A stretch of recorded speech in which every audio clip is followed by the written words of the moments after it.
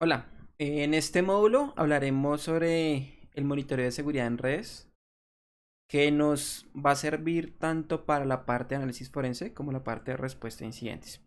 Y en esta primera parte vamos a centrarnos en la recolección de evidencia.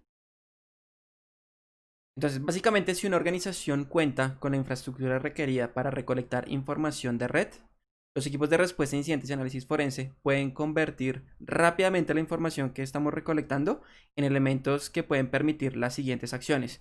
Por ejemplo, confirmar o descartar comportamientos maliciosos, como a través del tráfico de red.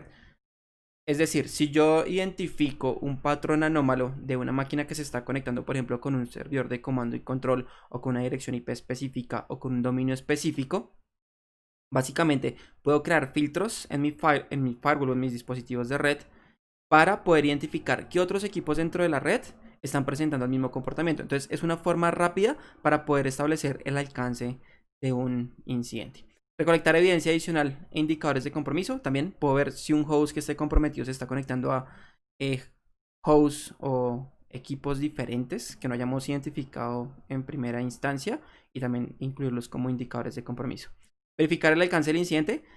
Por ejemplo, también acerca del tráfico entrante, ver por ejemplo si un atacante se está conectando, hacia qué máquina se está conectando, y de esta forma pues a través del análisis de tráfico puedo encontrar estos patrones con mayor velocidad. Identificar equipos o dispositivos involucrados en un incidente. Bien, si están generando tráfico interno, si están utilizando un protocolo específico o un tamaño de paquetes específico, conexiones específicas, lo podemos identificar. Y realizar una línea de tiempo de los eventos. Es muy sencillo con el monitoreo de red poder desarrollar líneas de tiempo, porque pues hay varios elementos que se pueden almacenar a corto, mediano o largo plazo. Antes de iniciar con la explicación de los tipos de evidencia, pues les quiero recomendar esta serie de recursos. Son libros que he tenido la oportunidad de leer durante mi carrera y que les súper recomiendo. Quienes estén interesados en la parte de redes y que tengan nociones de redes, les invito a que compren alguno de estos libros. El primero se llama Practical Packet Analysis, tercera edición. Es de Chris Sanders. Me pueden seguir en Twitter en Chris Sanders 88. Es una de las personas que más admiro en la industria forense. Tiene muy buenos programas de educación. Ha creado muy buen material. Hace poco lanzó un libro muy bueno sobre honeypots. Y pues es alguien que contribuye muchísimo con la comunidad generando contenidos y pues tiene una muy buena plataforma de educación. Los dos siguientes libros son libros puntualmente de Wireshark, que es una herramienta que vamos a utilizar en este módulo, y fueron escritos por Laura Chappell. Laura Chappell es una reconocida investigadora en el ámbito forense y de respuesta a incidentes, y ella se especializa puntualmente en análisis de tráfico con Wireshark. Es muy buena haciendo eso. También tiene una plataforma de cursos. Tiene una serie de certificaciones, dos certificaciones para quienes se quieran certificar como eh, analistas de tráfico con Wireshark. Los libros ya son muy prácticos, son muy fáciles de entender y también súper recomendados. Y el último que aparece en esta diapositiva se llama Network Forensics, Tracking Hackers Through Cyberspace. Es un libro más o menos creo que del 2012, de pronto un poco más antiguo, pero es una muy buena guía de referencia para incorporar el análisis de tráfico a procesos de análisis forense y respuesta a incidentes. Fue escrito por Cherry Davenhoff y Jonathan Hamm. Pues es un muy buen recurso, es prácticamente de mis libros favoritos en temas de redes. Y por último, estos dos libros que fueron los primeros que leí acerca de cómo monitorear seguridad en redes, lo leí ya hace muchísimos años. Son libros que ya tienen bastante tiempo, pero las bases que están ahí no cambian. Las bases siguen siendo exactamente las mismas. El primero se llama The Practice of Network Security Monitoring y el segundo es The Tao of Network Security Monitoring. Los dos son escritos por Richard Beijing, lo consiguen en Twitter como @Tao Security, y pues este tipo se ha especializado durante años en temas de consultoría y creación de estrategias para el monitoreo de seguridad en redes. Y son muy buenos recursos que les recomiendo lo tengan en su biblioteca. Bien, ahora vamos a hablar sobre las fuentes de información que podemos encontrar en una red. Entonces, el primero de ellos la podemos encontrar en los switches de red. En los switches tenemos tres fuentes de información principales. Lo primero son las tablas CAM. Son las tablas que contienen eh, las direcciones MAC de los switches, que significa Content Addressable Memory. Es básicamente son quienes hacen la relación entre direcciones IP y direcciones MAC. Pero puntualmente esta tabla CAM me permite identificar en qué puerto estaba conectado un dispositivo específico. Entonces para eso se utilizan ámbitos forenses. Por ejemplo, si vemos cierto tráfico, podemos identificar, pertenece a este piso que estaba conectado al puerto X del switch. También dentro de los switches podemos hacer capturas de tráfico a través de una configuración que se denomina puerto espejo o port mirror. Lo vamos a ver en el curso y vamos a hacer una pequeña práctica de cómo se desarrolla esta técnica. Y a través de los logs de los switches, no sé si utilizar mucho los logs de los switches para temas forenses, pero pues es información que podemos utilizar. Luego vienen los routers. Aquí los principales fuentes de evidencia son las tablas de enrutamiento, logs del router, temas de cambios de configuración, adiciones de ruta, creaciones de ruta, etcétera. Y un elemento que me gusta muchísimo que son los flujos de datos, o también conocidos como NetFlow. También lo vamos a ver más adelante. Luego vienen los firewalls. Allí vamos a encontrar logs de las conexiones que desarrollan los firewalls, tanto los paquetes que son aceptados como denegados, pero eso depende de la configuración que nosotros le generemos al dispositivo. ¿Sí? Por defecto, él va a generar cierto tipo de logs. Yo puedo entrar a mayor nivel de detalle o deshabilitar el nivel de detalle para tener más o menor data. En los firewalls, en algunos firewalls se pueden hacer capturas de tráfico, principalmente en los UTM que integran una serie de soluciones de seguridad para la gestión de amenazas. Entonces ahí puedo hacer capturas de tráfico también.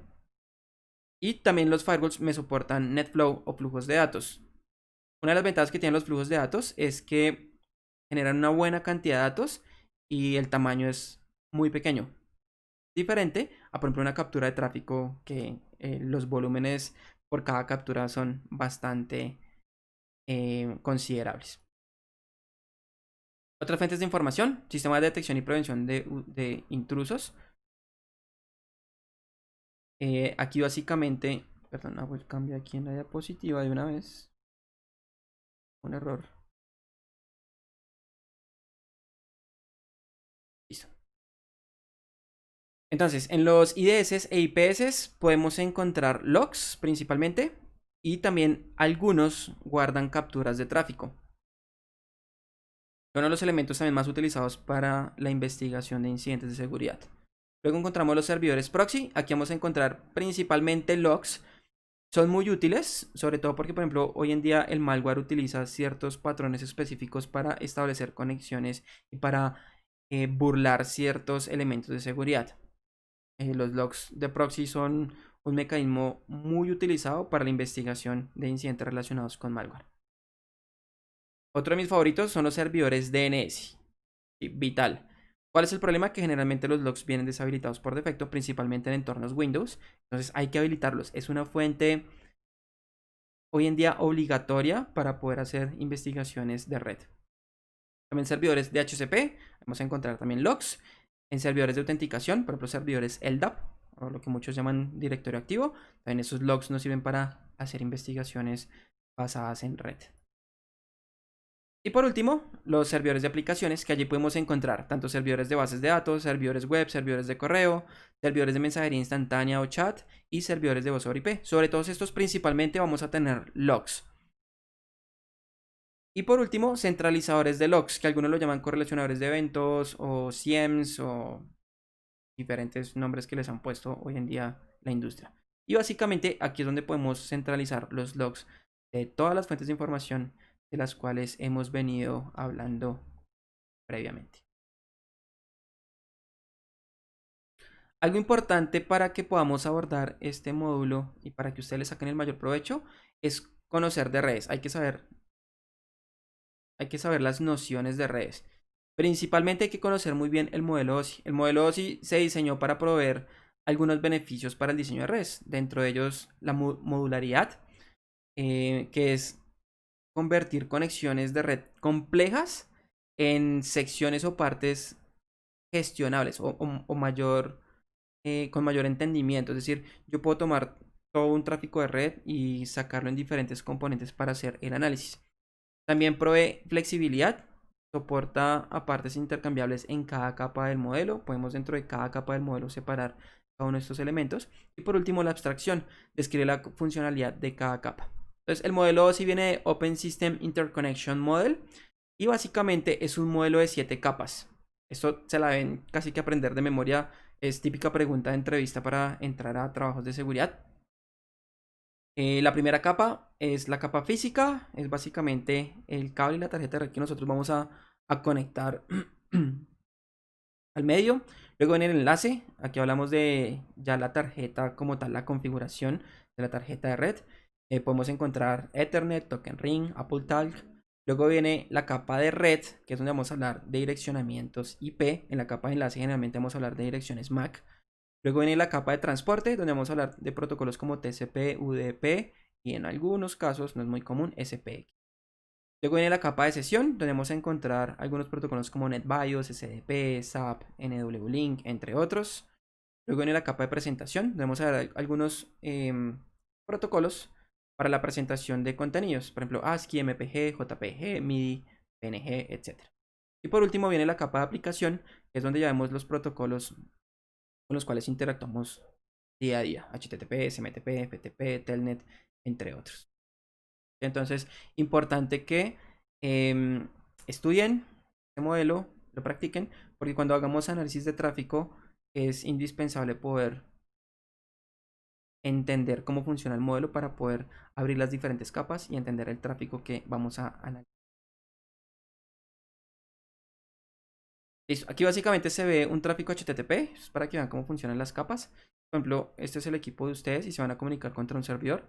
Básicamente él arranca, cuando ustedes entran a http://devirus.training, él básicamente arranca por la capa de aplicación y va haciendo un proceso de desencapsulamiento de los datos. Entonces arrancamos con aplicación, luego lo vuelve presentación, sesión, va a la capa de transporte, va a la capa de red, va a la capa de enlace de datos y luego llega a la capa física, que es básicamente la tarjeta de red de nuestro computador, que se va a comunicar con nuestro switch, nuestro router, que a su vez va a ir por el ISP y se va a ir comunicando hasta que va a llegar a la capa física del destino, que en este caso es el servidor HTTP, es decir, mi servidor de virus.training, y ahí va a arrancar nuevamente a reconstruir todos los paquetes hasta llegar a la información en HTTP. Es importante también que ustedes conozcan cómo funciona este tipo de protocolos, o sobre todo los más conocidos, HTTP, DNS, FTP, Telnet, SSH. Hay que saber cómo funcionan dentro de las 7 capas del modelo OSI.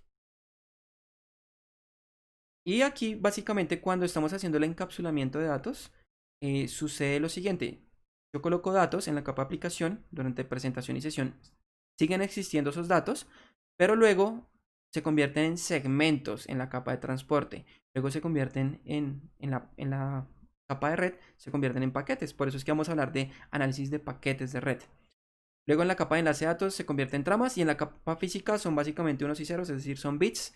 Y cuando llega al destino hace el proceso inverso, arranca con bits, luego pasa a las tramas, luego a los paquetes, luego a los segmentos y por último a los datos. Y así es como funciona de alguna forma el modelo OSI a nivel muy global. En este curso pues no vamos a abordar en detalle el modelo OSI, les queda prácticamente de tarea para que lo puedan investigar.